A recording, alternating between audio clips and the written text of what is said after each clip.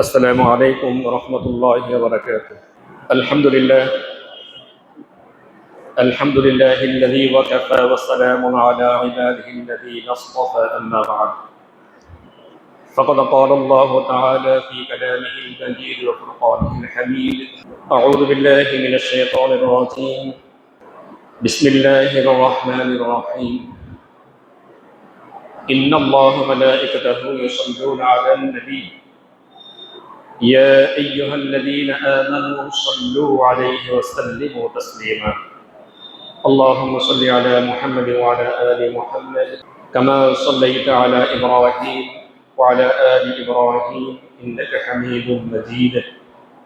اللهم بارك على محمد وعلى آل محمد كما باركت على إبراهيم وعلى آل إبراهيم إنك حميد مجيد.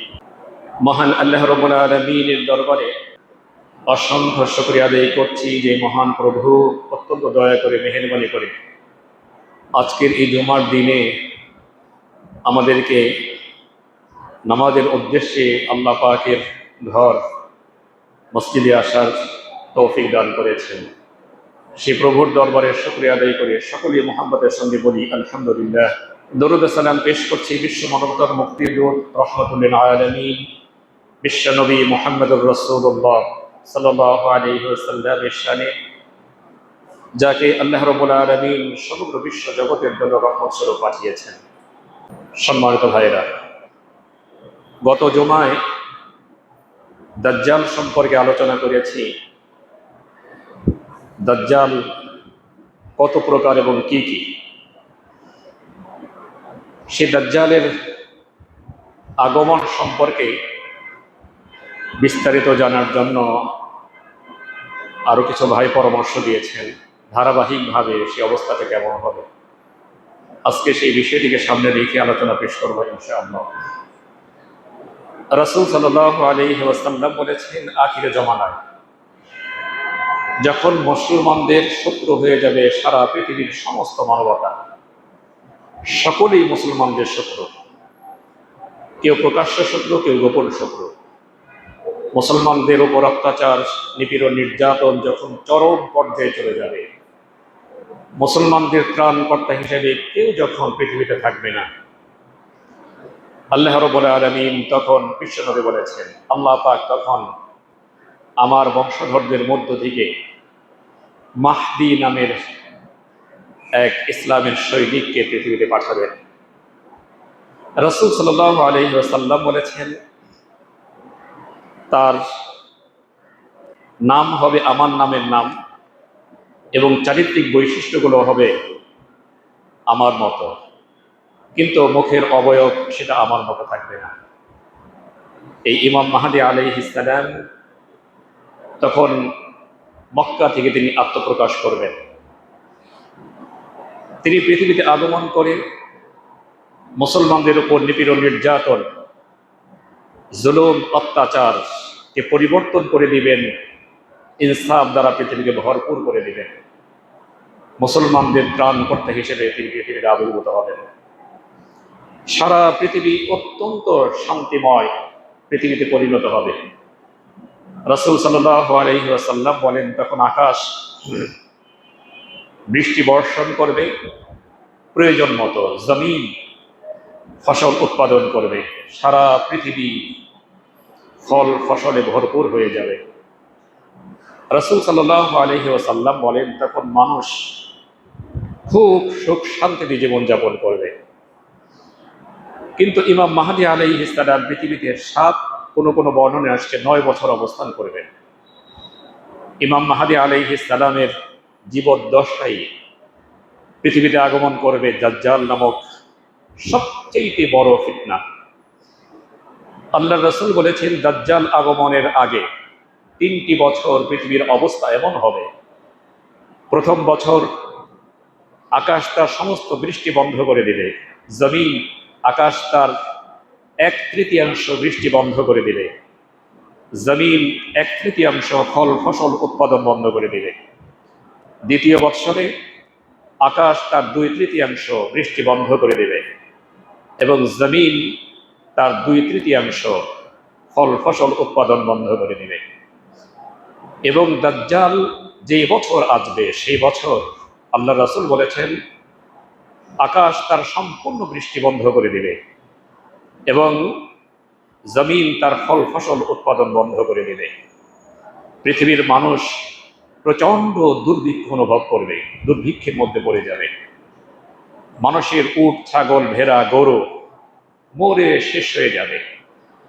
এমন অবস্থায় দাজ্জাল পৃথিবীতে আগমন করবে। আল্লাহ রাসূল বলেছেন দাজ্জালের আকৃতির বর্ণনা দিয়েছেন, তার একটি চোখ থাকবে কানা, ডান চোখ, চুল থাকবে কুকরানো, কপালের মধ্যে লেখা থাকবে কাফের। আল্লাহর হাবিব বলেছেন সে পৃথিবীতে 40 দিন অবস্থান করবে। গত জুমায় আলোচনা করেছি। তার প্রথম দিনটি হবে 1 বছরের সমান, দ্বিতীয় দিনটি হবে 1 মাসের সমান, তৃতীয় দিনটি হবে 1 সপ্তাহের সমান, পরবর্তী দিনগুলো পৃথিবীর দিনের সমান। আল্লাহ রাসূল বলেছেন পৃথিবীর এক প্রান্ত থেকে আর এক প্রান্তে ঝড়ের বেগে সে ছুটে চলবে। পৃথিবীর মানুষকে বেঈমান বানাবে। সে নিজেকে রব বলে দাবি করবে। সে মৃত মানুষকে জীবিত করবে, মৃত পশুগুলোকে জীবিত করবে। এমন ক্ষমতা আল্লাহ রাব্বুল আলামিন তাকে দিবেন। সে যখন মৃত মানুষের কাছে গিয়ে বলবেন যে আমার হুকুমে তুমি জীবিত হয়ে যাও, তখন শয়তান সে মানুষটির আকৃতিতে একটি জীবিত মানুষে পরিণত হয়ে যাবে। সে যখন মরা উটগুলোর কাছে গিয়ে বলবেন যে আমার হুকুমে জীবিত হয়ে যাও, শয়তান মরা উটের আকৃতি ধারণ করবে। সঙ্গে সঙ্গে জীবিত উট দেখা যাবে। মানুষ ঈমান হারিয়ে ফেলবে। সে ঈমানদারদের জনপদে প্রবেশ করবে, ঈমানদারদের কাছে নিজেকে রব বলে দাবি করবে। ঈমানদাররা দাবি করবে দুনিয়ার এই চর্ম চোখে তো কোনোদিন আমাদের রবকে দেখা যায় না, আর আমাদের রব তো কানা নয়, তার কপালের মধ্যে তো কাফির লেখা থাকবে না। অস্বীকৃতি জ্ঞাপন করবে, রব বলে স্বীকার করবে না। দাজ্জাল সেখান থেকে ফিরে যাবে। আকাশকে বলবে বৃষ্টি বন্ধ করে রেখো, জমিনকে বলবে ফল ফসল উৎপাদন বন্ধ করে দিও। তার ঘরের, ঈমানদারদের ঘরে যত খাবার আছে সমস্ত খাবার দাজ্জালের পিছনে পিছনে মৌমাছির মতো ছুটবে। সব খাবার তার ঘর থেকে বের হয়ে আসবে। রাসূল করিম সাল্লাল্লাহু আলাইহি ওয়াসাল্লামকে সাহাবায়ে কেরাম জিজ্ঞেস করলেন তখন ঈমানদারদের খাবার কি হবে, কি খেয়ে তারা বেঁচে থাকবে? আল্লাহ রাসূল বললেন তখন ঈমানদারদের খাবার হবে ফেরেশতাদের খাবার। যেটা ফেরেশতাদের খাবার কি? রাসূল সাল্লাল্লাহু আলাইহি ওয়াসাল্লাম বলেছেন যে ফেরেশতারা যখন আল্লাহর নামে তাসবিহ আদায় করে, সুবহানাল্লাহ, আলহামদুলিল্লাহ, লা ইলাহা ইল্লাল্লাহ, আল্লাহু আকবার, এই তাসবিহগুলো যখন আদায় করে, আল্লাহর রাসূল বলেছেন ফেরেশতাদের পেট পূর্ণ হয়ে যায়, ঈমানদারদের পেট তেমনিভাবে পূর্ণ হয়ে যাবে। সুবহানাল্লাহ ওয়া বিহামদিহি, সুবহানাল্লাহ আযীম। দাজ্জাল বেঈমানদের অঞ্চলে প্রবেশ করবে, তাদের সামনে গিয়ে রব বলে দাবি করবে। তার সমস্ত শক্তি কলা কৌশল দেখে তারা দাজ্জালকে রব বলে স্বীকৃতি দেবে। আকাশের দিকে তাকিয়ে বলবে আকাশ বৃষ্টি বর্ষণ করো, জমিনের দিকে লক্ষ্য করে বলবে জমিন ফল ফসল উৎপন্ন করে দাও। প্রচন্ড ফল ফসল হবে বেঈমানদের অঞ্চলে। তারা খাদ্য পানীয় নিয়ে খুব আরাম আয়েশে থাকবে, কিন্তু তারা ঈমান হারা হয়ে বেঈমান হয়ে যাবে। রাসূল সাল্লাল্লাহু আলাইহি ওয়াসাল্লাম বলেন এভাবে দাজ্জাল সারা পৃথিবীর মানুষের জন্য সবচেয়ে বড় ফিতনায় উপনীত হবে। ইমাম মাহদী আলাইহিস সালামের সন্ধান যখন সে পাবে, তখন ইমাম মাহদী আলাইহিস সালামকে হত্যা করার জন্য দাজ্জাল সেদিকে অগ্রসর হবে। ইমাম মাহদী আলাইহিস সালাম তখন সিরিয়ার সাদা গম্বুজওয়ালা একটা মসজিদ, সেখানে তিনি অবস্থান করবেন। আর আল্লাহ রাব্বুল আলামিন সেই সাদা গম্বুজওয়ালা মসজিদে পৃথিবীর মানুষকে উদ্ধার করার জন্য, দাজ্জালকে হত্যা করার জন্য হযরতে ঈসা আলাইহিস সালামকে পাঠাবেন। তিনি দুটি হলুদ বর্ণের কাপড় পরিধান করা অবস্থায় দুজন ফেরেশতার কাঁধে ভর দিয়ে এই সিরিয়ার সাদা গম্বুজওয়ালা মসজিদে তিনি অবস্থান করবেন, ছাদে অবস্থান করবেন। ছাদে অবস্থান করা মাত্র তিনি নিচে আসার জন্য সিঁড়ি চাইবেন, আল্লাহ রাসূল বলেছেন। সেই পর্যন্ত আল্লাহ পাক ফেরেশতাদের মাধ্যমে এনে দিবেন ছাদ পর্যন্ত। কিন্তু ছাদ থেকে নিচে নামার জন্যে সিঁড়ি দেওয়া হবে। সেই সিঁড়ি দিয়ে হযরত ঈসা আলাইহিস সালাম মসজিদের নিচে নামবেন। তিনি দেখবেন মুসল্লিরা সব কাতারবন্দি হয়ে দাঁড়িয়ে আছে। ইমাম মাহদী আলাইহিস সালাম তিনি ইমামতির জায়গায় দাঁড়িয়ে আছেন। হযরতে ঈসা আলাইহিস সালাম যখন অবতরণ করবেন, তখন মুসল্লিদের মধ্যে একটা শোরগোল পড়ে যাবে। সকলেই তখন চিনতে পারবে আমাদের ত্রাণকর্তা আল্লাহ পাকের নবী হযরতে ঈসা আলাইহিস সালাম আগমন করেছেন। তখন সকলেই তার সঙ্গে সাক্ষাৎ করতে যাবেন।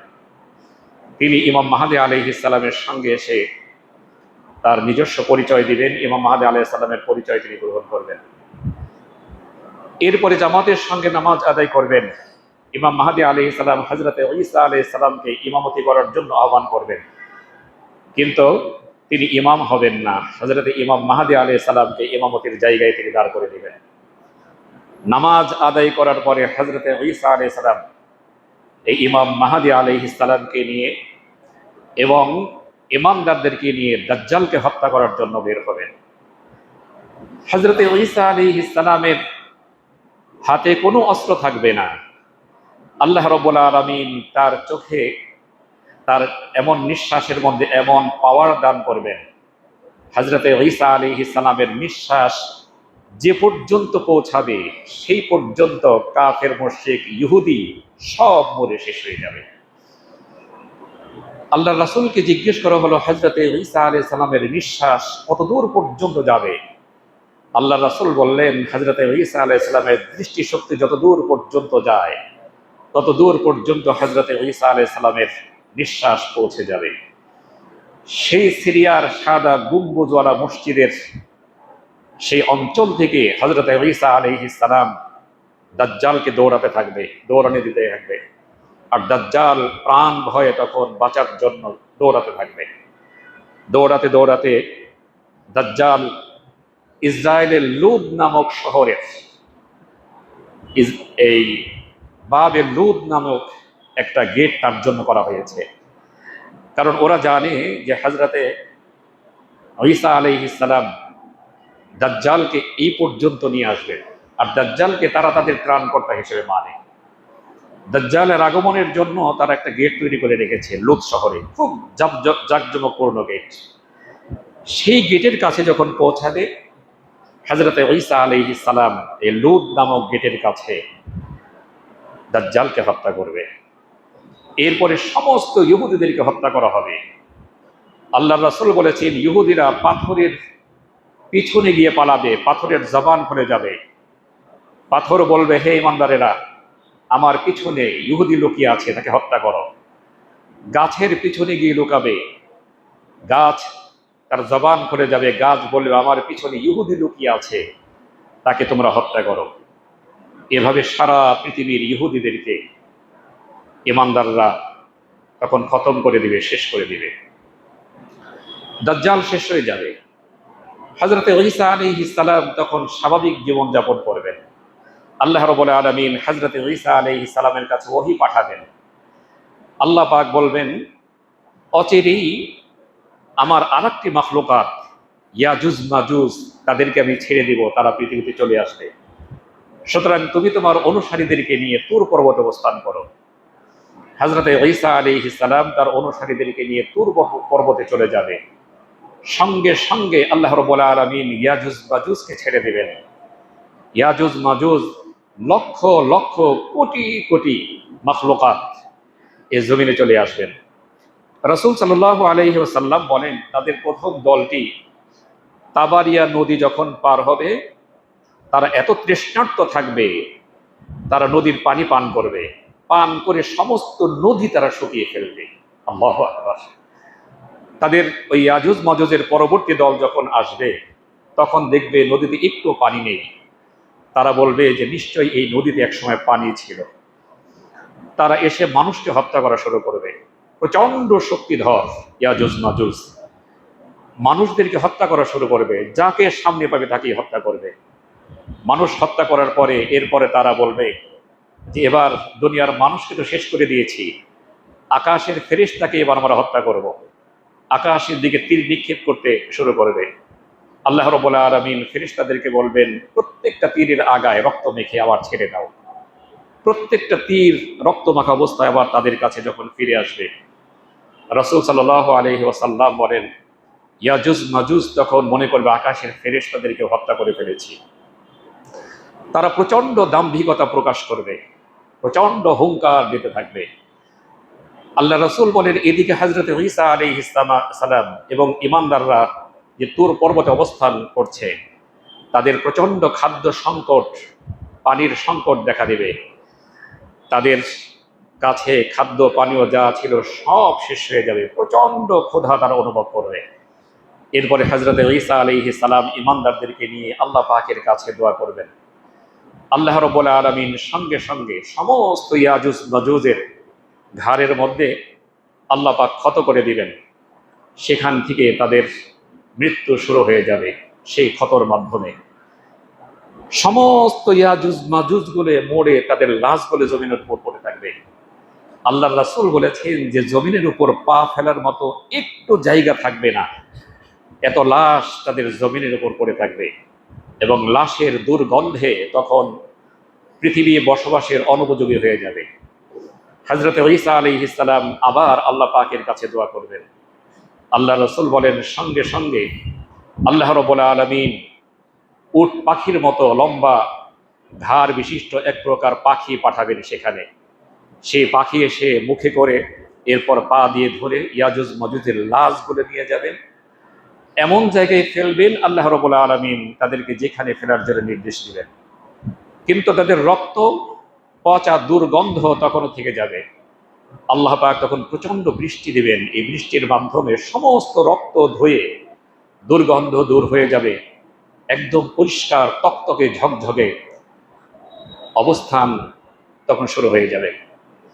হযরত ঈসা আলাইহিস সালাম এই অবস্থায় পৃথিবীতে কয়েক বছর বেঁচে থাকবেন। আল্লাহ রাসূল বলেছেন তাকে 30 বা 33 বছর পর্যন্ত দুনিয়াতে তিনি ছিলেন। এরপরে আল্লাহ পাক তাকে আকাশে উঠিয়ে নিয়ে গেছেন।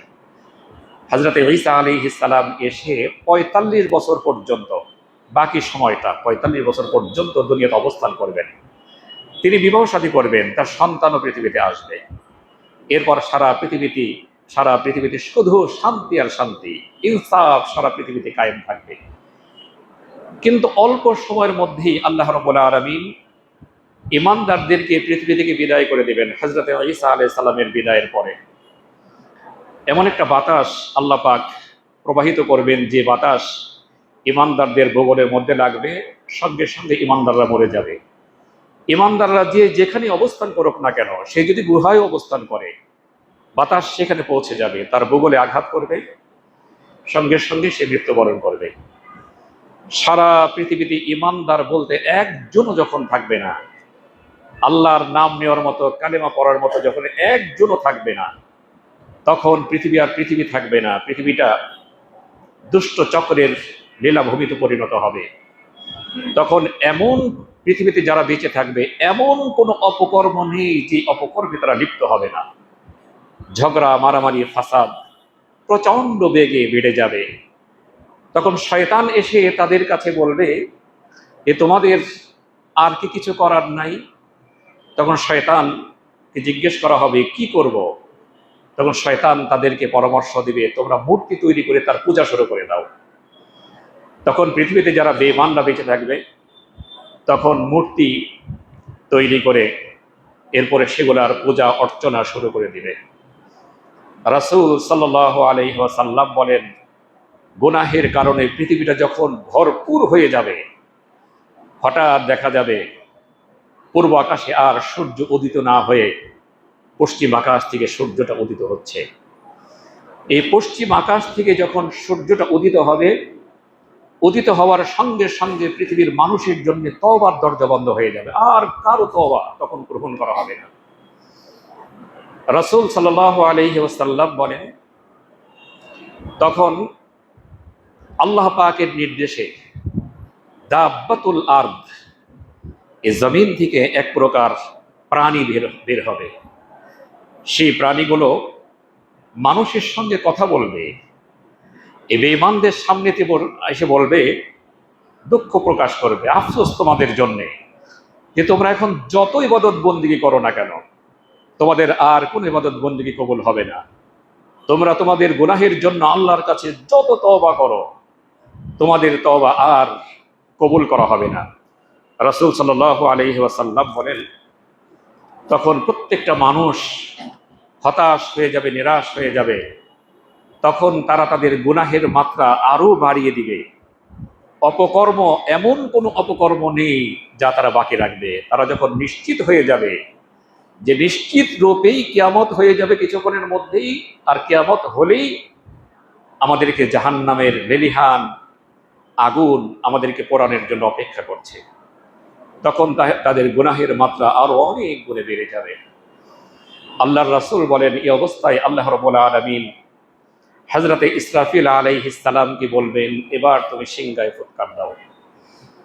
রাসূল সাল্লাল্লাহু আলাইহি ওয়াসাল্লাম মিরাজের রজনীতে হযরত ইসরাফিল আলাইহিস সালামের সঙ্গে যখন তার সাক্ষাৎ হয়েছে, তিনি দেখতে পেলেন হযরত ইসরাফিল আলাইহিস সালাম সিংহা সামনে রেখে অত্যন্ত সতর্ক তার সঙ্গে সিংহার দিকে লক্ষ্য করছেন এবং আল্লাহ পাকের নির্দেশের অপেক্ষা করছেন যে কখন আল্লাহ পাকের নির্দেশ হবে, নির্দেশ পেতে পাওয়ার পরে সিংহায় ফুৎকার দিতে একটু যেন দেরি না হয়, এভাবে তিনি অপেক্ষা করছেন।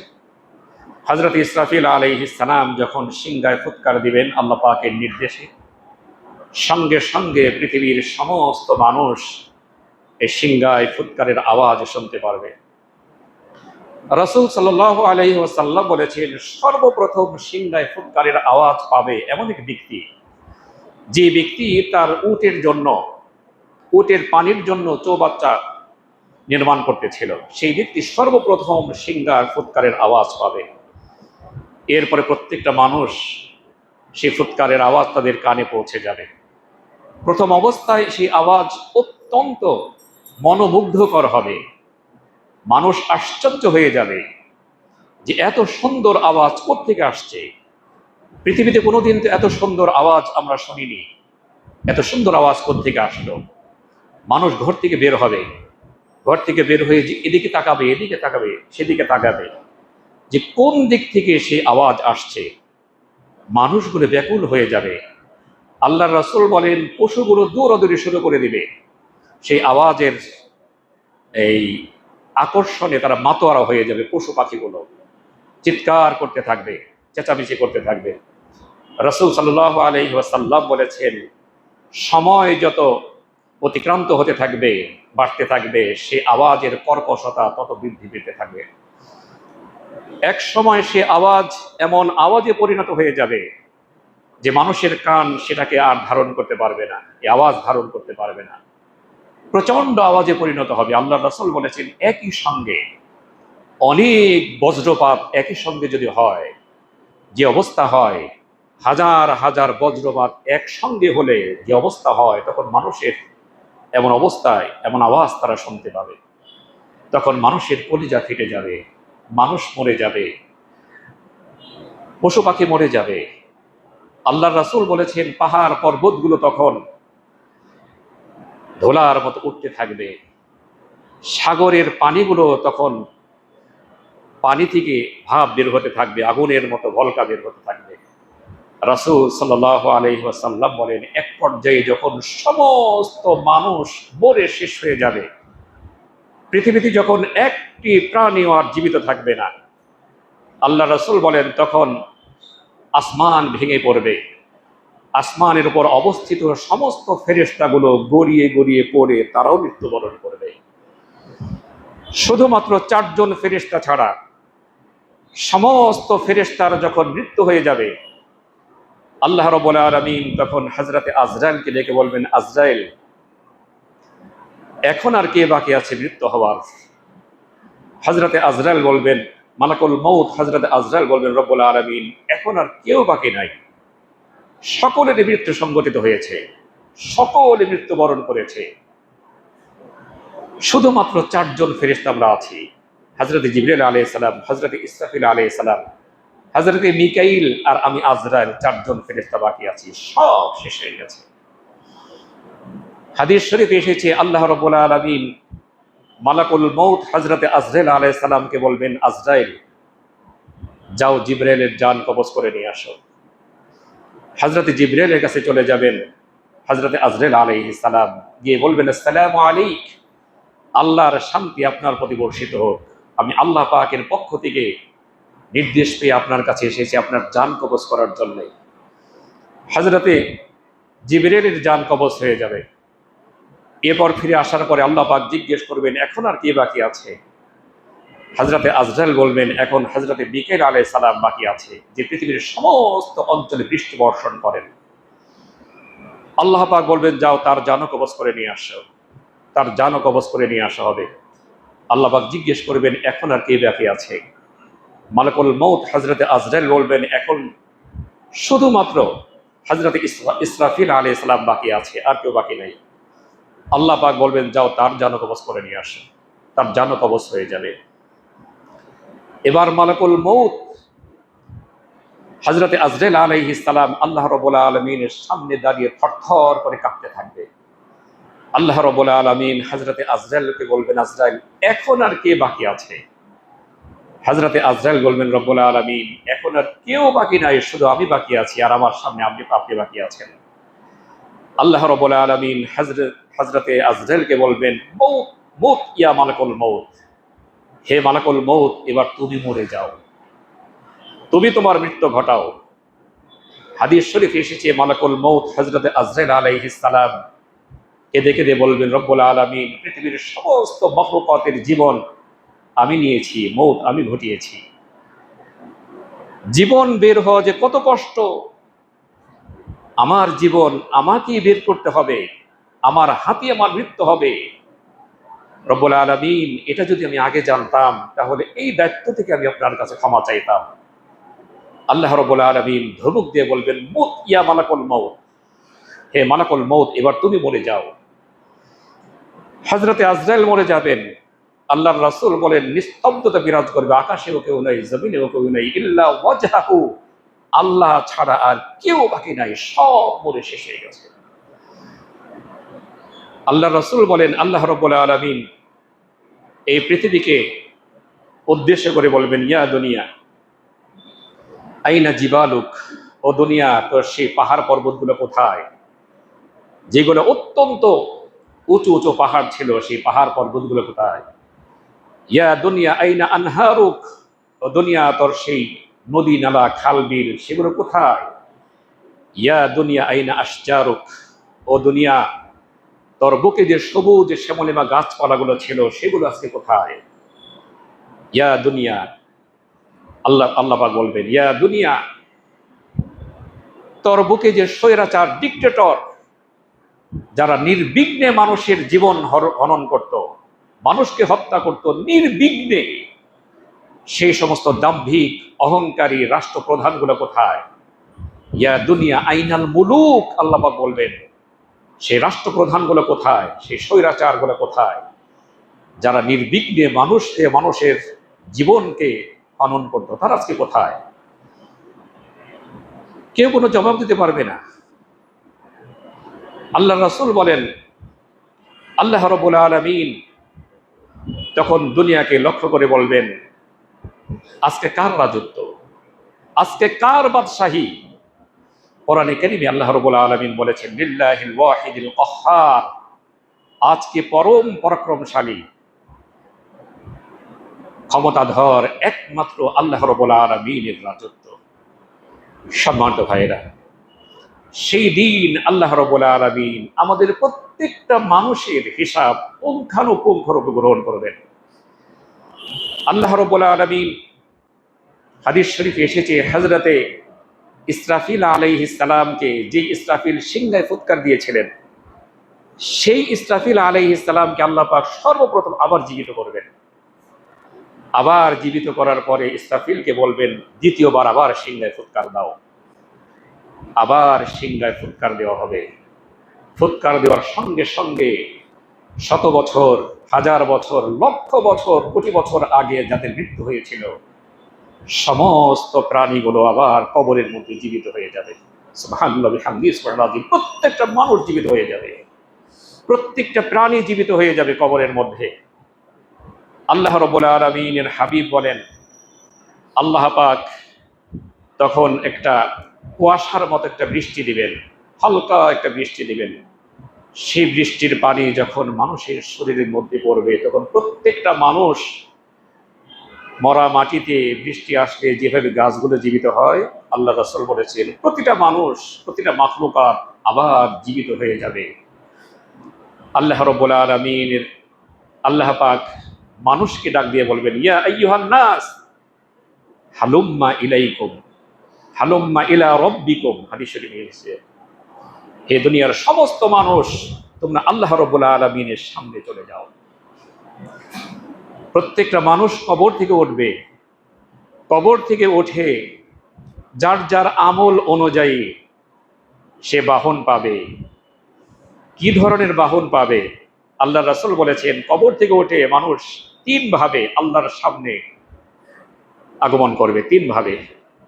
কোনো কোনো মানুষ কবর থেকে উঠেই দেখবে তার জন্য বাহন রেডি, বোরাক রেডি হয়ে আছে, যে বোরাকে চলে রাসূল করিম সাল্লাল্লাহু আলাইহি ওয়াসাল্লাম আল্লাহর দিদার লাভ করতে গিয়েছিলেন। উঠেই দেখবে বোরাক রেডি, উঠিয়ে দেখবে উট তার জন্য অপেক্ষা করতেছে। আর কোনো কোনো মানুষ আল্লাহর সামনে চলে যাবে যার যার কর্ম অনুযায়ী। আল্লাহ পাক বলেন, ইউরাফুল মুজরিমুনা বিসীমাহুম ফায়ুখাযু বিন নাওয়াসি ওয়াল আকদাম। প্রত্যেকটা মানুষের চেহারা দেখেই সেদিন বোঝা যাবে কোন অপরাধে পৃথিবীতে লিপ্ত ছিল, কোন অপরাধ করেছে। চোরেরা একভাবে আগমন করবে, চোর ডাকাত, মানুষের সম্পদ যারা লুণ্ঠন করে, ছিনতাইকারী, চাঁদাবাজ, তারা একভাবে যাবে। এরপরে জিনাকার, তারা একভাবে যাবে। কাফের মুশরিকরা আর একভাবে যাবে। আল্লাহ রাসূলের হাদিস অনুযায়ী মানুষের আগমনগুলো কিভাবে হবে, আল্লাহর সামনে দাঁড়িয়ে কিভাবে হিসাবের কাঠগড়ায় হিসাব দিতে হবে, সেই বিষয়গুলো আগামী জুমায় আলোচনা করার প্রত্যাশা রেখে আজকের মতো এই পর্ব এখানে শেষ করছি।